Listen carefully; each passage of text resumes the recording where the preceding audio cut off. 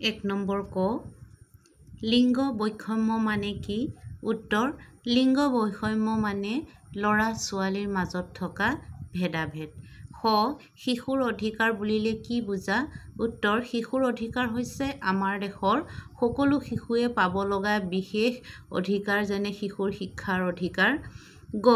শিশুৰ অধিকাৰৰ বাবে থকা দুখন আইনৰ নাম উল্লেখ কৰা উত্তৰ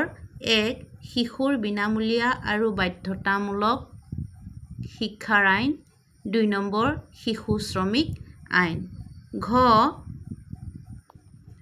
অসমত শিশু সুৰক্ষা দিৱস কোন তাৰিখে পালন কৰা হয় উত্তৰ 4 মাৰ্চ 2 নম্বৰ খালী ঠাই পূৰ কৰা ক বাছেৰে গৈ থাকোঁতে সিহঁতে দুডৰামান ডেছ খেতি দেখিলে খ সিহঁতে বিদ্যালয়খনৰ ডেছ প্ৰাতঃ সভাত অংশগ্ৰহণ কৰিলে গ আমাৰ দেশৰ চৰকাৰে 1986 চনত শিশু শ্ৰমিক আইন প্ৰণয়ন কৰে ঘ 2009 চনত ইয়াত শব্দটো হ'ব শিশুৰ শিক্ষাৰ আইন প্ৰৱৰ্তন কৰা হয় এতিয়া 3 নম্বৰতে দিছে সত্য নে অসত্য লিখা ক সিহঁতে দেখা বিদ্যালয়খনত ছোৱালীৰ সংখ্যা যথেষ্ট আছিল ইয়াতে উত্তৰ শুদ্ধ এইটো বাক্য হৈছে ভুল ইয়াতে অসত্য লিখিব লাগিব খ